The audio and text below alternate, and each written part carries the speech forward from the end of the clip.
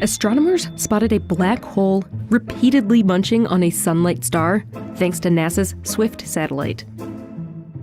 When a star gets too close to a black hole, gravitational forces cause it to bulge and break apart into a stream of gas. This is a tidal disruption event. In some cases, scientists see what they call repeating tidal disruptions. That's what's happening here, with an outburst called Swift JO230. The sunlight star orbits a monster black hole. Every few weeks, the star gets so close that the black hole pulls off about 3 Earth masses of material. But the star survives.